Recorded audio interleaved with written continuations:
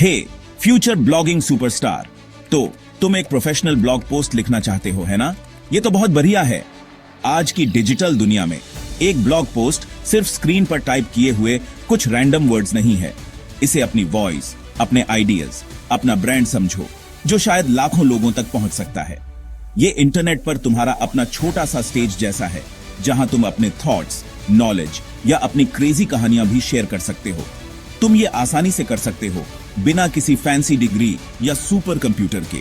ये सब लोगों से कनेक्ट करने, कुछ वैल्यूएबल शेयर करने और अपनी पहचान बनाने के बारे में है। तुम्हें एक प्रोफेशनल ब्लॉग पोस्ट की टेंशन क्यों लेनी चाहिए? वेल, प्रोफेशनल का मतलब बोरिंग या स्टफी नहीं होता, बिल्कुल नहीं।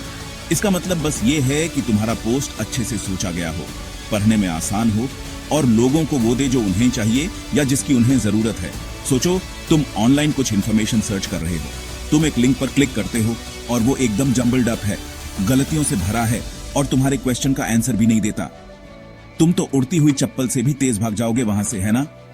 एक प्रोफेशनल पोस्ट रीडर्स को हुक्ड रखता है, ट्रस्ट बनाता है और उन्हें ये सोचने पर मजबूर करता है, वाह, इस बंदे को तो सच में पता है।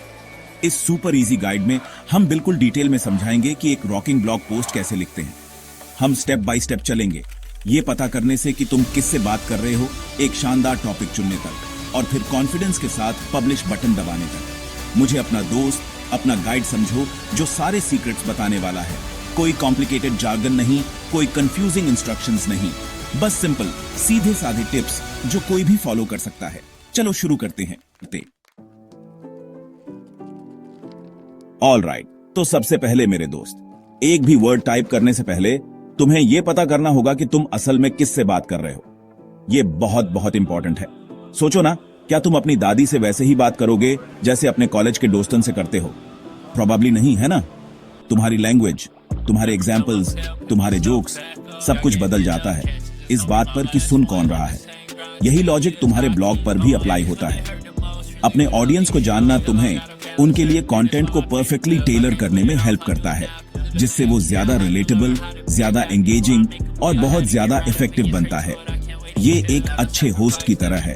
तुम्हें पता होना चाहिए कि तुम्हारे गेस्ट्स को क्या पसंद है। तो तुम अपने ऑडियंस को कैसे जानोगे? कुछ सिंपल क्वेश्चंस अपने आप से पूछना शुरू करो। वो कौन है?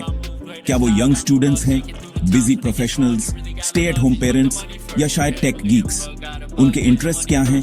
वो क्या प्रॉब्लम सॉल्व करने की कोशिश कर रहे हैं? वो किस तरह की लैंग्वेज यूज करते हैं? तुम उन्हें जितना ज्यादा समझोगे, उतना बेहतर उनसे कनेक्ट कर पाओगे।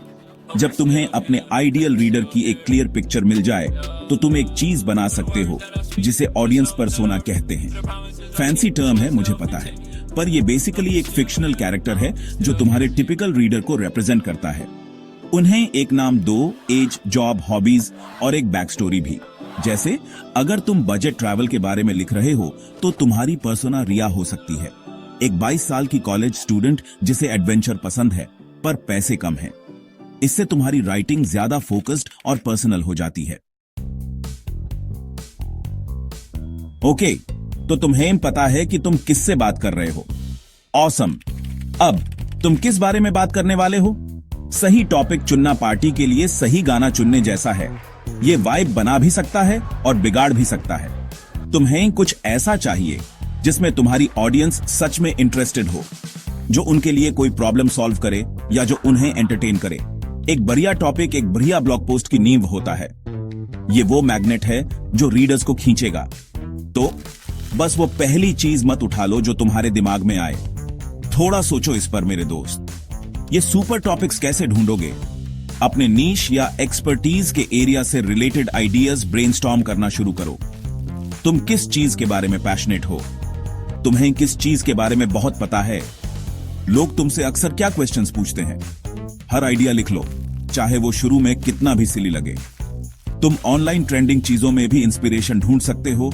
कोरा या रेडिट जैसे फोरम्स चेक कर सकते हो, ये देखने के लिए कि लोग क्या क्वेश्चंस पूछ रहे हैं, या अपनी एग्जिस्टिंग ऑडियंस अगर है तो उसे भी पूछ सकते हो कि वो क्या सीखना चाहेंगे। गोल ये है कि एक ऐसा टॉपिक मिले जो तुम्हारे लिए भी इंटरेस्टिंग हो और तुम्हारे रीडर्स के लिए भी वैल्यूएबल हो। जब तुम्हारे पास पोटेंशियल टॉपिक्स की लिस्ट हो, तो उसे नैरो डाउन करने का टाइम है। रेलेवेंस के बारे में सोचो। क्या ये टॉपिक ऐसा है जिसके बारे में तुम्हारी टारगेट ऑडियंस अभी सच में केयर करती है? क्या ये उनकी हेल्प करेगा, उन्हें इन्फॉर्म करेगा या उन्हें एंटरटेन करेगा? थोड़ी सी कीवर्ड रिसर्च भी यहां बहुत हेल्पफुल हो सकती है। याद रखो, गोल है रियल वैल्यू प्रोवाइड करना। ऑलराइट, तुमने अपनी ऑडियंस समझ ली और एक किलर टॉपिक भी चुन लिया। अब अपनी डिटेक्टिव वाली टोपी पहन लो, क्योंकि हम रिसर्च में घुसने वाले हैं। अच्छी रिसर्च वो सीक्रेट सॉस है जो तुम्हारे ब्लॉग पोस्ट को क्रेडिबल, इंफॉर्मेटिव और वैल्यूएबल बनाती है। ये इंफॉर्मेशन इकट्ठा करने, अलग अलग व्यू पॉइंट समझने और फिर उसे अपने यूनिक तरीके से प्रेजेंट करने के बारे में है। थरो रिसर्च इंश्योर्स तुम्हारा content accurate, up to date और कॉम्प्रिहेंसिव हो। जब तुम अपना होमवर्क कर लेते हो तो तुम जो लिख रहे हो उसके बारे में कॉन्फिडेंट फील करते हो। Section 5, step 4, the perfect headline. Headline ऐसी जो क्लिक करवा दे। ओके चैम्प, तुमने रिसर्च कर ली है और तुम इंफॉर्मेशन से भरे पड़े हो, लेकिन एक सेकंड रुको। कोई तुम्हारा अमेजिंग कंटेंट पाराइए, उससे पहले उन्हें तुम्हारे पोस्ट पर क्लिक करना होगा। और उन्हें क्लिक क्या करवाता है? The headline. तुम्हारी हेडलाइन तुम्हारे ब्लॉग पोस्ट के लिए मूवी ट्रेलर जैसी है। ये फर्स्ट इंप्रेशन है, हुक है, वो चीज जो चिल्लाती है, हे तुम, ये वही है जो तुम ढूंढ रहे हो। एक बोरिंग या वेग हेडलाइन का मतलब है कि तुम्हारी सारी मेहनत शायद अननोटिस्ड चली जाए, और हम ये नहीं चाहते, है ना? क्राफ्टिंग एक कैची हेडलाइन एक आर्ट है, पर ये वो आर्ट है जिसे तुम बिल्कुल मास्टर कर सकते हो। सोचो कि क्या क्लिक करवाएगा। यूजुअली ये कुछ ऐसा होता है जो एक बेनिफिट प्रॉमिस करता है, क्यूरियोसिटी जगाता है या अर्जेंसी क्रिएट करता है। स्ट्रॉन्ग एक्टिव वर्ड्स यूज करो। नंबर्स और लिस्ट अक्सर कमाल करते हैं, जैसे 7 आसान तरीके या टॉप 5 गलतियां जिनसे बचना है। क्वेश्चंस भी बहुत इफेक्टिव हो सकते हैं। फॉर एग्जाम्पल, क्या आप ये ब्लॉगिंग ब्लंडर्स कर रहे हैं? द की ये है कि पोस्ट किस बारे में है, ये क्लियर हो और साथ ही वो इरेजिस्टिबल भी लगे। इसे एक मिनी समरी और एक सेल्स पिच दोनों एक साथ होना चाहिए। इस पर थोड़ा क्वालिटी टाइम स्पेंड करो। ये आर्ग्यूबली तुम्हारे पूरे ब्लॉग पोस्ट की सबसे इंपॉर्टेंट सेंटेंस है। Section 6, step 5, structuring your post. अपने ब्लॉग को सही शेप दो, मस्त लगेगा। ऑलराइट, तुम्हारे पास एक किलर हेडलाइन है जो रीडर्स को खींच लेगी। अब जब वो क्लिक करेंगे तो उन्हें क्या मिलेगा? यहां तुम्हारे ब्लॉग पोस्ट का स्ट्रक्चर काम आता है।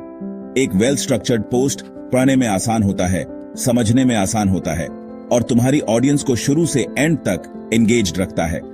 इसे लेगो से बिल्डिंग बनाने जैसा समझो।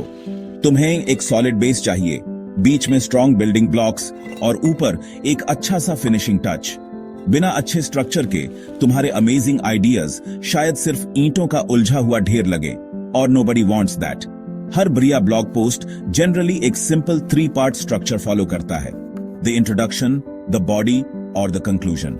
तुम्हारा इंट्रोडक्शन रीडर को हुक करने का मौका है जब वो तुम्हारी हेडलाइन से अट्रैक्ट हो चुके हों। जिस प्रॉब्लम या क्वेश्चन को तुम एड्रेस कर रहे हो उसे दोहराओ, ब्रीफली समझाओ कि तुम्हारा पोस्ट क्या कवर करेगा और उनके लिए इसे पढ़ना क्यों इंपॉर्टेंट या बेनिफिशियल है। इसे एंगेजिंग बनाओ। तुम एक सरप्राइजिंग स्टैटिस्टिक, एक रिलेटेबल कहानी या एक थॉट प्रोवोकिंग क्वेश्चन से शुरू कर सकते हो। द गोल ये है कि वो सोचें, यस मुझे ये पढ़ना है। नेक्स्ट आता है तुम्हारे पोस्ट का बॉडी। यहां तुम मेन कंटेंट डिलीवर करते हो, तुम्हारे आर्टिकल का असली माल। अपने टॉपिक को कई मेन पॉइंट्स या सेक्शंस में ब्रेक डाउन करो। Section 7, step 6, right like a star. लिखो ऐसा कि लोग पाँचते रह जाएं। तो तुम्हारा स्ट्रक्चर पूरा मैप आउट हो चुका है। अब मैजिक वाले पार्ट का टाइम है, द एक्चुअल राइटिंग। यहां तुम अपने टॉपिक को अपनी यूनिक वॉइस और स्टाइल से जिंदा करते हो। द गोल है एंगेजिंग कंटेंट लिखना जो न सिर्फ इन्फॉर्म करे बल्कि तुम्हारे रीडर्स से पर्सनल लेवल पर कनेक्ट भी करे। इसे एक दोस्त के साथ बातचीत करने जैसा समझो। तुम बहुत ज्यादा कॉम्प्लिकेटेड वर्ड्स या लंबे बोरिंग सेंटेंसेस यूज नहीं करोगे, है ना? Keep it simple, keep it friendly और कीप इट रियल। यही वो सीक्रेट है जिससे लोग तुम्हारा कंटेंट जेन्युइनली एंजॉय करके पढ़ते हैं। अपनी राइटिंग को एंगेजिंग बनाने का एक सबसे अच्छा तरीका है कॉन्वर्सेशनल टोन अपनाना। वैसे लिखो जैसे तुम बात करते हो, मे बी थोड़ा ज्यादा पॉलिश्ड वर्जन जैसे तुम बात करते हो। तुम और मैं यूज करो रीडर के साथ डायरेक्ट कनेक्शन बनाने के लिए। क्वेश्चंस पूछो, पर्सनल एनेक्डोट्स या रिलेटेबल एग्जांपल्स शेयर करो। स्टोरी टेलिंग एक सुपर पावरफुल टूल है। ह्यूमंस कहानियों के लिए ही वायर्ड हैं। अगर तुम अपने पोस्ट में एक नैरेटिव बुन सको, चाहे छोटी सी ही, वो तुम्हारे मैसेज को बहुत ज्यादा मेमोरेबल और इंपैक्टफुल बना सकती है। अपनी पर्सनैलिटी को चमकने से मत डरो। Section 8 step 7 add some visual spice. तस्वीरों से पोस्ट में जान डालो। वर्ड्स पावरफुल होते हैं, नो डाउट अबाउट इट, लेकिन कभी कभी एक पिक्चर या वीडियो या गिफ 1000 शब्दों के बराबर होती है, स्पेशली इस फास्ट पेस्ड ऑनलाइन दुनिया में। विजुअल्स तुम्हारे डिलीशियस ब्लॉग पोस्ट वाली डिश में मसाले की तरह हैं। वो फ्लेवर ऐड करते हैं, टेक्स्ट को ब्रेकअप करते हैं और तुम्हारे कंटेंट को मच मोर अपीलिंग और शेयरेबल बनाते हैं। इमेजिन एक लंबा आर्टिकल पढ़ना जो सिर्फ एक सॉलिड वॉल ऑफ टेक्स्ट हो। Pretty boring, right? अब इमेजिन वही आर्टिकल जिसमें बीच बीच में रेलेवेंट इमेजेस, हेल्पफुल चार्ट्स या इवन एक फनी मीम हो। इंस्टेंटली मोर एंगेजिंग। विजुअल्स अटेंशन कैप्चर करने में और ओवरऑल रीडर एक्सपीरियंस को इंप्रूव करने में हेल्प करते हैं। तो किस तरह के विजुअल्स तुम यूज कर सकते हो? द मोस्ट कॉमन है इमेजेस। ये फोटोग्राफ्स, इलस्ट्रेशंस, स्क्रीनशॉट्स या इंफोग्राफिक्स हो सकते हैं। मेक श्योर तुम्हारी इमेजेस हाई क्वालिटी और तुम्हारे कंटेंट से रेलेवेंट हों। अगर तुम ट्यूटोरियल लिख रहे हो, स्क्रीनशॉट्स इनक्रेडिबली हेल्पफुल हो सकते हैं। अगर तुम कॉम्प्लेक्स डेटा एक्सप्लेन कर रहे हो, एक इंफोग्राफिक उसे ब्यूटीफुली सिंप्लीफाई कर सकता है। वीडियोस भी एंगेजमेंट के लिए फैंटास्टिक हैं। तुम एक यूट्यूब वीडियो एम्बेड कर सकते हो जो एक कॉन्सेप्ट को फर्दर एक्सप्लेन करे या प्रोडक्ट को एक्शन में दिखाए। इवन वेल प्लेस्ड गिफ्ट्स भी थोड़ा ह्यूमर और पर्सनैलिटी ऐड कर सकते हैं, if appropriate for your audience and topic. Section 9 Step 8 and Conclusion Final touches and go live. गलतियां सुधारो और दुनिया को दिखा दो। तुमने कर दिखाया। तुमने अपना दिल और दिमाग लगाकर एक अमेजिंग ब्लॉग पोस्ट बनाया है। The research is solid, the headline is catchy, the structure is perfect, the writing is engaging, और तुमने कुछ awesome visuals भी स्प्रिंकल कर दिए हैं। तुम ऑलमोस्ट फिनिश लाइन पर हो। But wait, पब्लिश बटन दबाने और अपना मास्टरपीस दुनिया के साथ शेयर करने से पहले एक क्रूशियल स्टेप बाकी है, प्रूफ रीडिंग और एडिटिंग। ये एक खूबसूरत फर्नीचर पर फाइनल पॉलिश जैसा है। इससे ऑल द डिफरेंस पड़ता है। इस स्टेप को स्किप करना ऐसे है जैसे एक डिलीशियस मील में बाल सर्व कर देना। Not cool bro. Proof reading का मतलब है वो स्नीकी लिटिल एरर्स पकड़ना, टाइपोस, ग्रामेटिकल मिस्टेक्स, पंक्चुएशन ब्लंडर्स और awkward phrasing. We all make them, even the best writers. अपना काम फ्रेश आंखों से पढ़ना टफ हो सकता है, तो try a few tricks. इसे जोर से पढ़ो। इससे वो सेंटेंसेस पकड़ने में हेल्प मिलती है जो अच्छे से फ्लो नहीं करते। इसे बैकवर्ड पढ़ो, सेंटेंस बाय सेंटेंस, ताकि इंडिविजुअल वर्ड्स पर फोकस हो। बेटर येट, लिखने के बाद एक ब्रेक लो और बाद में इस पर वापस आओ। तुम ग्रामरली जैसे ग्रामर और स्पेल चेकिंग टूल्स भी यूज कर सकते हो, बट उन पर कंप्लीटली रिलाई मत करना।